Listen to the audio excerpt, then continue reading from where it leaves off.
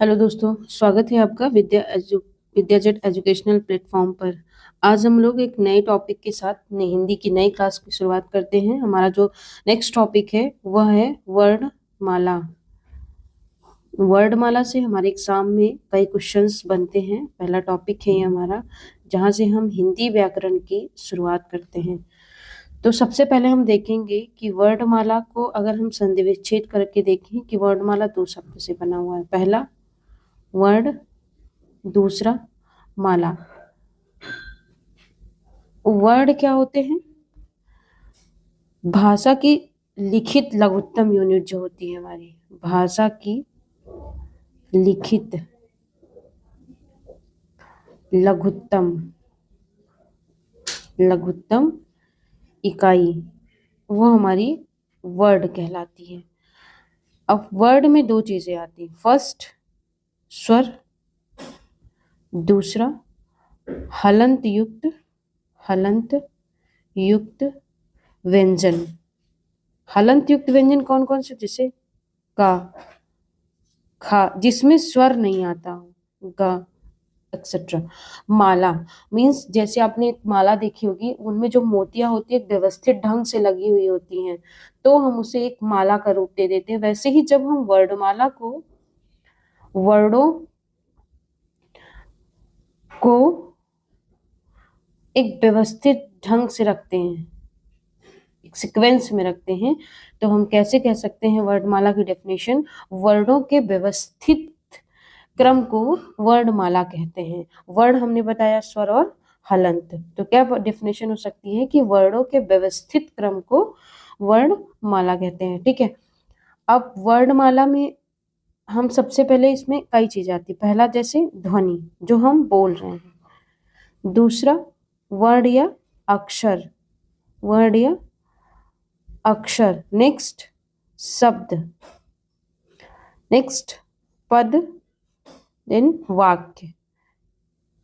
इतने terms use होते हैं तब जाके हमारा एक वाक्य बनता है, एक सेंटेंस बनता है, मीनिंगफुल एक सेंटेंस का हम निर्माण कर सकते हैं। तो ध्वनि क्या होती है?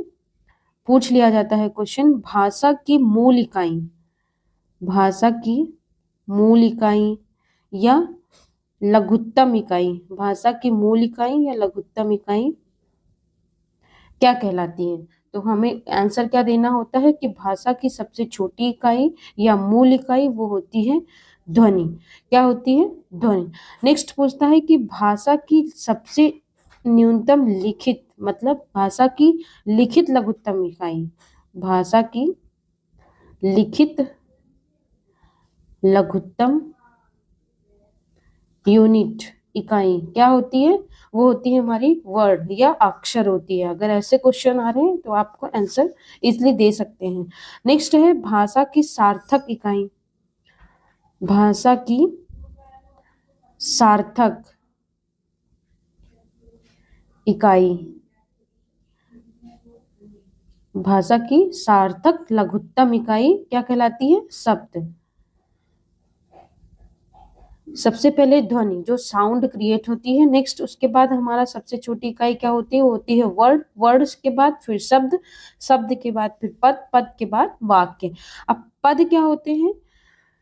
पद क्या होते हैं? जो सार्थक शब्द जो व्याकरण के नियमों से बंध कर वाक्य में प्रयोग होते हैं, मीन्स जो हमारी ग्रामर है उनसे रिलेटेड, इनमें लिंग, वचन, कारक, काल जैसे व्याकरणिक जो शब्द हैं, रूप हैं, वो जब जुड़ जाते हैं तो एक पद का निर्माण करते हैं। तो हम कह सकते हैं व्याकरणिक, व्याकरणिक योग्यता, मीन्स जो व्याकरण को फॉलो करते हैं, व्याकरणिक योग्यता प्राप्त लघुत्तम इकाई पद कहलाती है। क्या कहलाती है? पद कहलाती है। जैसे एग्जाम्पल से अगर इसको हम समझे, जैसे मोहन ने खाना खाया, तो यहाँ पर जो है, जो मोहन है वो शब्द है, लेकिन एक ग्रामर के साथ यूज हुआ है, इसमें क्रिया, इसमें जो है कारक आदि चीजें यूज हुई हैं, तो यहाँ मोहन जो है वह एक पद हो जाएगा। क्या हो जाएगा? पद का यूज कर रहा है, तो यहाँ पर हम पद को क्या कहते हैं, जो व्याकरणिक योग्यता रखते हैं उन्हें हम उसको हम पद कहते हैं। नेक्स्ट आता है हमारा वाक्य। वाक्य क्या होती है, भाषा की पूर्ण इकाई। जब हमारे तीनों ये वर्ड, पद, अक्षर यूज होते हैं तब हम एक सेंटेंस का निर्माण करते हैं, वो भाषा की पूर्ण इकाई कहलाती है। अगर क्वेश्चन पूछा जाता है कि भाषा की पूर्ण इकाई किसे कहते हैं, तो हम कह सकते हैं कि वाक्य को भाषा की पूर्ण इकाई कहा जाता है। चलिए नेक्स्ट, अब हम देखेंगे कि जो हमारा वर्णमाला है, वर्णमाला की संख्या कितनी होती है। कई बार क्वेश्चन पूछ लिया जाता है कि वर्णमाला की संख्या कितनी होती है, वर्णों की संख्या 52। कितनी, वर्णमाला में वर्णों की संख्या 52 होती है। इसमें इनको दो पार्ट में बांटा गया है, स्वर और व्यंजन। स्वर और व्यंजन। व्यंजन क्या होते हैं, जो स्वर रहित अक्षर होते हैं, स्वर रहित अक्षर होते हैं या वर्ण होते हैं, उनको हम व्यंजन कहते हैं। और जो स्वर की संख्या कितनी है, 11, और व्यंजन की संख्या कितनी है, 33 एंड 11 स्वर होते हैं, वॉवेल्स होते हैं, एंड 33 कॉन्सोनेंट्स होते हैं। नेक्स्ट, जो अगर हम 11 स्वर की बात करें कि 11 स्वर कौन कौन से होते हैं, तो आ, ई, उ, री, ए, ओ और औ, ये 11 स्वर होते हैं। और 12 खड़ी, 12 खड़ी के बारे में आपने सुना होगा। 12 खड़ी का जो सुझाव है हिंदी में किसने दिया था, वो सावरकर बंधुओं ने दिया था। किसने, सावरकर बंधुओं ने। क्वेश्चन पूछ लिया जाता है हिंदी में जो 12 खड़ी हैं उसका सुझाव या ग्रामर में किसने रखा था, तो सावरकर बंधुओं ने दिया था। ये हम आंसर, एक्स्ट्रा पॉइंट है, आप इसको नोट डाउन कर सकते हैं। स्वर की परिभाषा अगर हम देखें, जो स्वतंत्र रूप से लिखे जाते हैं उन्हें हम स्वर कहते हैं। कैसे, जो स्वतंत्र रूप से लिखे जाते हैं उन्हें हम स्वर कहते हैं। लिखे जाते हैं या बोले जाते हैं उन्हें हम स्वर कहते हैं। और व्यंजन जो स्वर सहित होते हैं, मीन स्वर रहित होते हैं, उन्हें हम व्यंजन कहते हैं। नेक्स्ट, अब आता है कि जो स्वर हैं, स्वर को भी डिफरेंट टाइप से डिस्ट्रीब्यूट किया गया है, उनको बांटा गया है, उनको विभाजित किया गया है। कैसे, स्वर, सबसे पहले हम स्वर का वर्गीकरण देखेंगे। अब इसमें भी बहुत तरह से इनको परिभाषित किया गया है। जैसे स्वर के उच्चारण में लगा समय, उच्चारण में लगा समय, जो समय लगता है उसको हम मात्रा कहते हैं। क्या कहते हैं, मात्रा। तो स्वर को मात्रा के आधार पर 3 तरह से डिवाइड किया गया है। मात्रा के आधार पर स्वरों का विभाजन। तो कौन कौन से, सबसे पहले हर्ष स्वर, फिर सेकंड दीर्घ स्वर, एंड थर्ड एंड लास्ट प्लुत स्वर।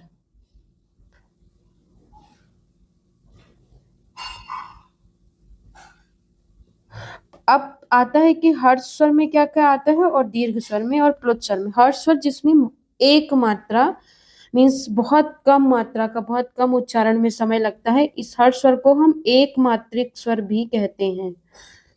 एक मात्रिक स्वर। और इसको जो दीर्घ स्वर है उसे द्विमात्रिक स्वर कहते हैं। अब हर्ष स्वर में क्या क्या आता है, अ, छोटा आ, छोटी ई, उ और री, ये आता है हमारा हर्ष स्वर में। नेक्स्ट है दीर्घ स्वर। कितने होते हैं, 4। हर्ष स्वर कितने होते हैं, 4। दीर्घ स्वर, बड़ा आ, बड़ी ई, उ, ए, ओ और औ। अब इसको इजी कैसे हम लर्न कर सकते हैं, जैसे जो है हर स्वर में 4 होते हैं, आ ई उ री, इनको हमें लर्न कर लेना है, मीन्स माइंड में सेट कर लेना है।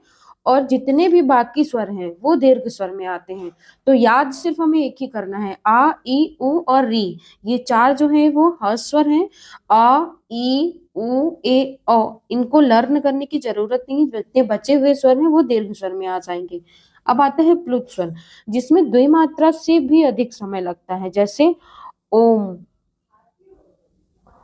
ओम जिसमें हमें काफी देर तक खींचना पड़ता है वर्ड, उस अक्षर को, जैसे ओम। तो इसका एक मीन्स है जिसमें ज्यादा मात्रा में हमें बुलाने के लिए ज्यादा एफर्ट, ज्यादा एनर्जी की जरूरत पड़ती है, वो हमारा आता है प्लुत स्वर में। किसी से प्लुत स्वर को समझ सकते हैं, अगर हम इसकी डेफिनेशन अगर आप नोट डाउन करना चाहते हैं तो लिख सकते हैं कि किसी शब्द के दीर्घकालीन उच्चारण के लिए प्लुत स्वर का प्रयोग किया जाए, जैसे हमें बहुत देर तक किसी को बुलाना होता है, उस तरह से। नेक्स्ट, अब स्वर को नेक्स्ट उत्पत्ति के आधार पर विभाजित किया गया है। उत्पत्ति के आधार पर स्वर का विभाजन, उत्पत्ति के आधार पर स्वरों का विभाजन। उत्पत्ति के आधार पर इसमें 2 तरह से हम समझ सकते हैं, पहला मूल स्वर, दूसरा संधि स्वर। संधि स्वर, मूल स्वर जो हर्ष स्वर होते हैं वही 4, ई आ ई उ और री। संधि स्वर में क्या होते हैं, 2 होते हैं, एक तो दीर्घ स्वर, दूसरा संयुक्त स्वर। संयुक्त स्वर, दीर्घ स्वर जिसमें मात्रा ज्यादा लगी, जैसे 2 मात्रा अ ई और ओ। संयुक्त स्वर जो 2 स्वरों के मेल से बनते हैं, कौन कौन से, ए, ऐ, ओ और औ। अब ए ऐ ओ औ का जो संयुक्त स्वर में कौन कौन से स्वर आते हैं, जैसे ए, इसमें अ प्लस ई मिलकर के ए का।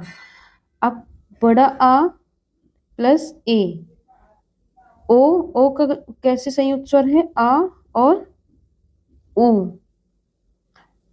छोटा ओ होगा यहाँ पे। नेक्स्ट आ प्लस ओ, इस तरह से संयुक्त स्वरों का निर्माण होता है।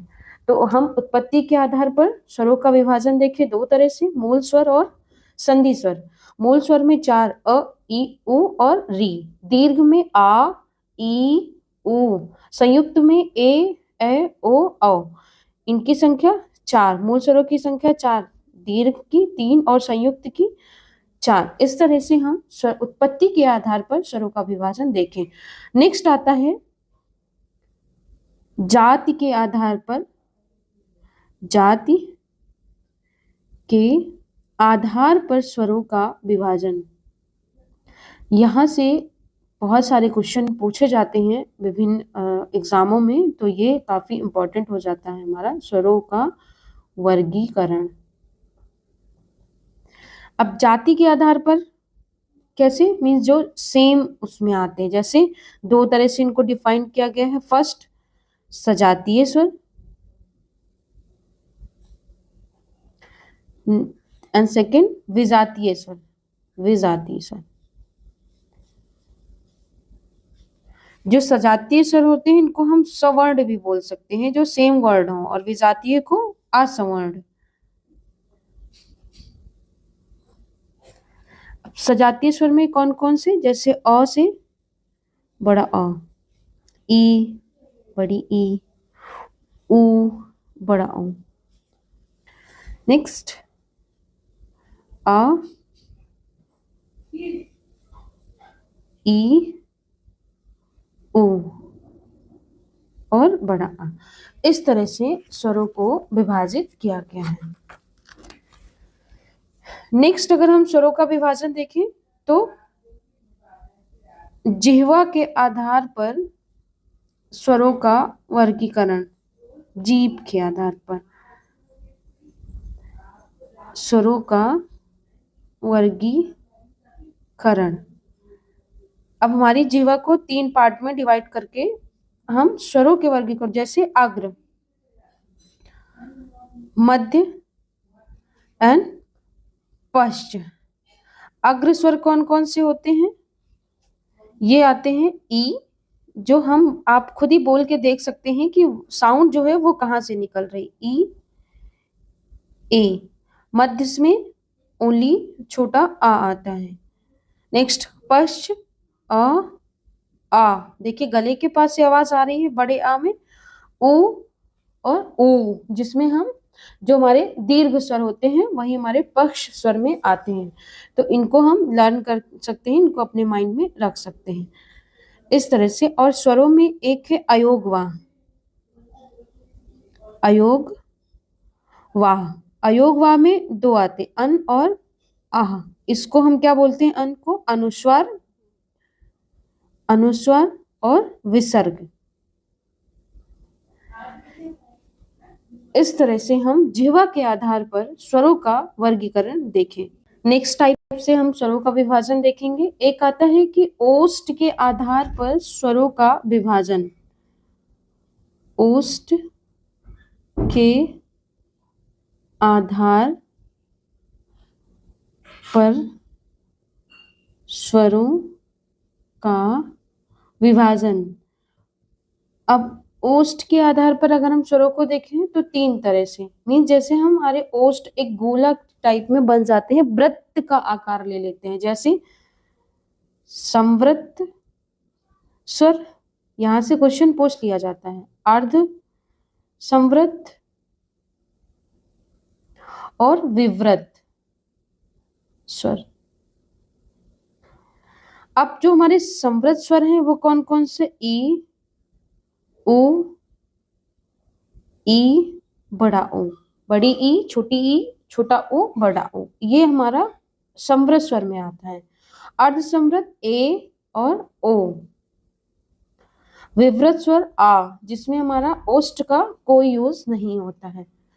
इस तरह से ओष्ठ के आधार पर स्वरों का विभाजन। हमने कितने टाइप से स्वरों का विभाजन पढ़ा? ओष्ठ के आधार पर, जिह्वा के आधार पर, जाति के आधार पर, नेक्स्ट उत्पत्ति के आधार पर, और लास्ट मात्रा के आधार पर। यहां से हमारे एग्जाम में क्वेश्चन पूछ लिए जाते हैं, मोस्ट इंपॉर्टेंट टॉपिक है ये। नेक्स्ट अब हम देखेंगे व्यंजन के बारे में। व्यंजन, कितने व्यंजन होते हैं? 33। इनकी संख्या भी कभी कभी पूछ लिया जाता है।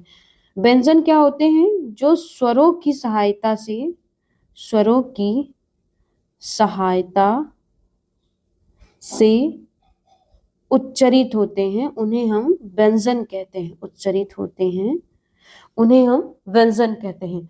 अब व्यंजन भी डिफरेंट जो है टाइप्स में जो है, चलिए व्यंजन में अब हमें देखना है कि व्यंजन को भी डिफरेंट टाइप से डिवाइड किया गया है। तो सबसे पहले एक पूछा जाता है स्पर्शी व्यंजन। स्पर्शी व्यंजन, स्पर्शी व्यंजन की संख्या कितनी होती है? 25। कितनी होती है? 25। नाम से ही है, जो जीभ, तालु, दांत, ओठ का स्पर्श करते हुए जिनका हम उच्चारण करते हैं उन्हें हम स्पर्शी व्यंजन कहते हैं। इसमें जो है 5 इंटू 5 वर्ड्स हैं। तो पहला का वर्ग, इनको वर्गों में डिफाइन किया गया है। का वर्ग, चा वर्ग, टा वर्ग, ता वर्ग और पा वर्ग। 5 ये हो गए। अभी 5 इधर वर्ड्स होते हैं, इसलिए इनको 25, 5 इंटू 5 25, इनकी संख्या भी पूछ ली जाती है कभी कभी। तो का वर्ग में कौन कौन से आते हैं? पहला का, खा, ग, घा और अंगा। इस तरह से 5 ये हो गए। नेक्स्ट चा वर्ग में देखेंगे अब हम। चा वर्ग में च, छ, ज, झ और इया। नेक्स्ट टा वर्ग में ट, ठ, ड, ढ और ण। ता, था, द, ध और ना। नेक्स्ट पा वर्ग में प, फ, ब, भ और म। इस तरह से पांच पांच पांच वर्ग और 5 वर्ड्स होते हैं। तो इनको हम जो है स्पर्शी व्यंजन कहते हैं। अब हमें ये देखना है कि इनका उच्चारण स्थान कहाँ से है। क्वेश्चन यहीं से पूछा जाता है कि उन स्पर्शी व्यंजन की संख्या कितनी होती है और इनका उच्चारण स्थान क्या है। तो सबसे पहले हम देखेंगे उच्चारण स्थान के बारे में। जो हमारा का वर्ग है वो हमारा कंठ से उच्चरित होता है। कंठ, च, तालु, एंड ट वर्ग जो है वो हमारा मूर्धः, त, दंत एंड प ओष्ठ। जब आप का वर्ग का उच्चारण स्थान करके देखिए, क, ख, वॉइस कहाँ से निकल रही, जो साउंड है वो कहाँ से निकल रही, हमारे कंठ से, जैसे ग। नेक्स्ट आता है चा। जब हम चा बोलते हैं तो हमारी जो जीवा है वो हमारे दांतों को स्पर्श करती है, जैसे च, छ, जो दांत है वो एक दूसरे पे टच हो रहे हैं, ज। नेक्स्ट टा वर्ग में मूर्धा, ट, ठ, ता वर्ग जो है जिसमें तालु जो हमारी जीवा है वो सीधे तालु से टच होती है, ता, थ, द। आप इसका प्रोनाउंसिएशन करके देख सकते हैं, उच्चारण करके देख सकते हैं। पा वर्ग में हमारे जो लिप्स हैं वो आपस में टच होते हैं। नेक्स्ट हमने देखा स्पर्शी व्यंजन या स्पर्श संघर्षी व्यंजन भी इनको कहते हैं, क्योंकि इसमें हमारी जो कंठ है, जो हमारी जिह्वा है, जो हमारे दांत है, वो स्पर्श करते हुए जो है उनका उच्चारण स्थान जो है होता है, मीन्स जो साउंड है वो निकलती है। नेक्स्ट जब आता है, एक पूछा जाता है कि व्यंजन में अंतस्थ व्यंजन क्या होते हैं, अंतस्थ व्यंजन की संख्या कितनी होती है। तो अंतस्थ व्यंजन कौन कौन से होते हैं, 4। कौन कौन से, पहला या, र, ल, व अंतस्थ व्यंजन हो गए। पूरे वर्णमाला में आप देखिएगा कि कौन कौन से टाइप से इनको डिफाइन किया गया। दूसरा क्वेश्चन पूछा जाता है संयुक्त व्यंजन की संख्या कितनी होती है। संयुक्त व्यंजन जो 2 व्यंजनों के निर्माण से बनते हैं, संयुक्त व्यंजन कौन कौन से, छ, त्र, ज्ञ और स्र। अभी हम आगे इनको डिफाइन करेंगे कि संयुक्त व्यंजन में कौन कौन से व्यंजन है, किनसे मिलकर के ये बना हुआ है। नेक्स्ट थर्ड पूछा जाता है ऐसे कौन से व्यंजन हैं जो अर्ध स्वर कहलाते हैं।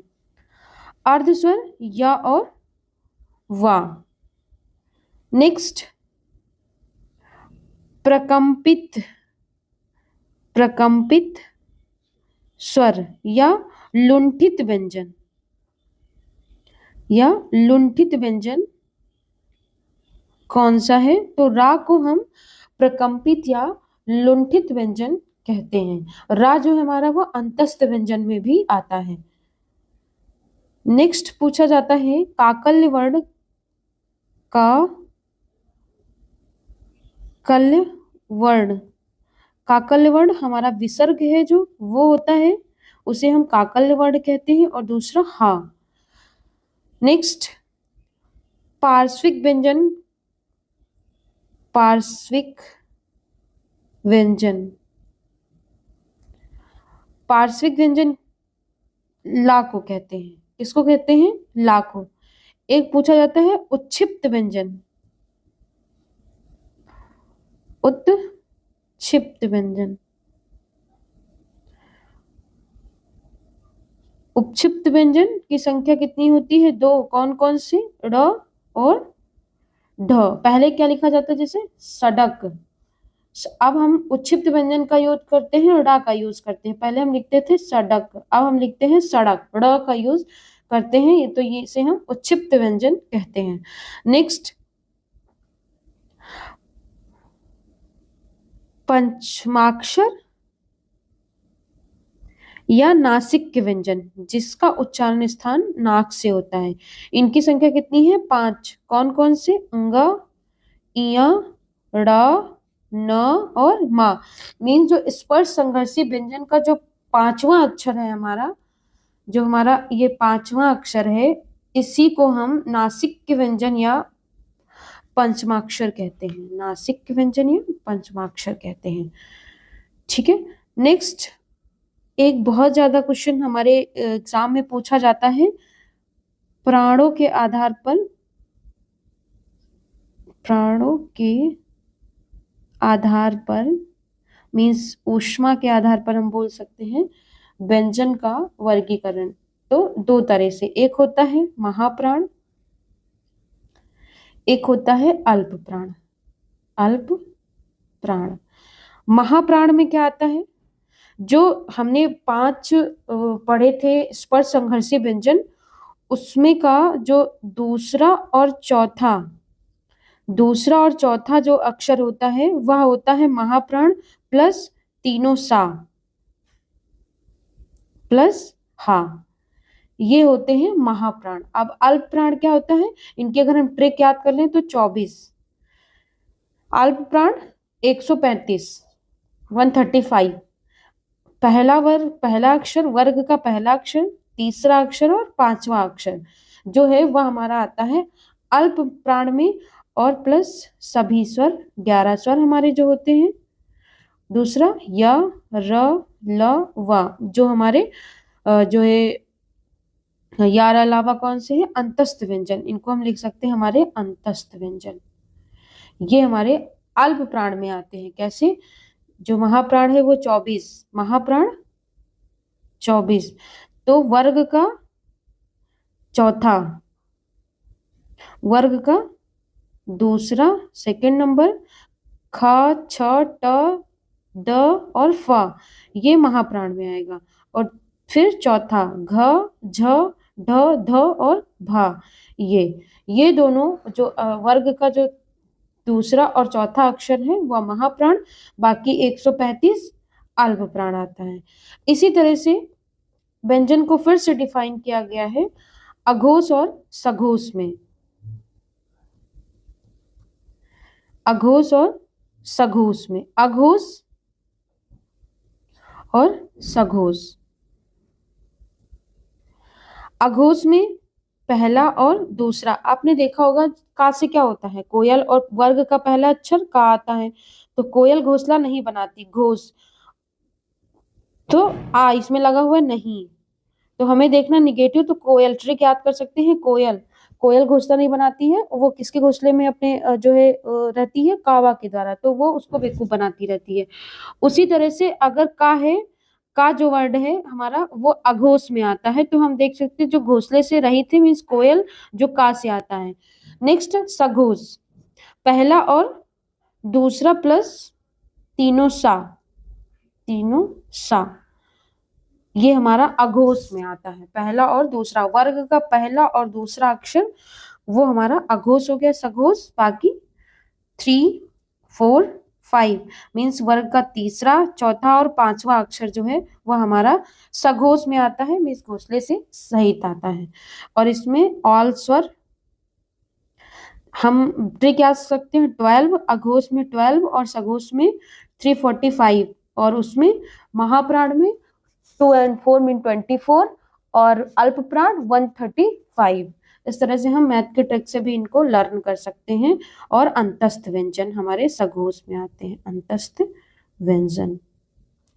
इस तरह से हमारी हिंदी वर्णमाला में जो है व्यंजनों को डिफाइन किया गया। एक क्वेश्चन आता है तीनों सा से, स,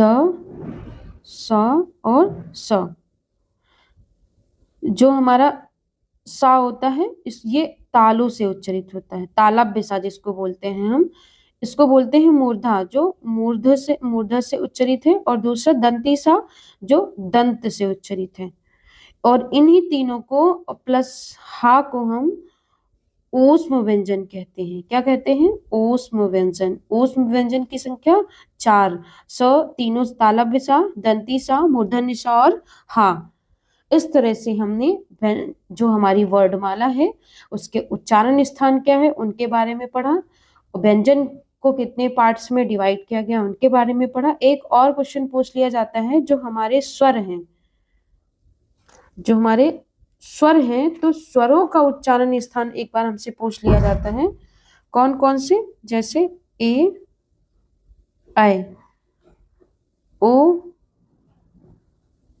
आ और औ, ओ, आ। तो जो ए है उसका उच्चारण स्थान कंठ तालव्य, ओष्ठ,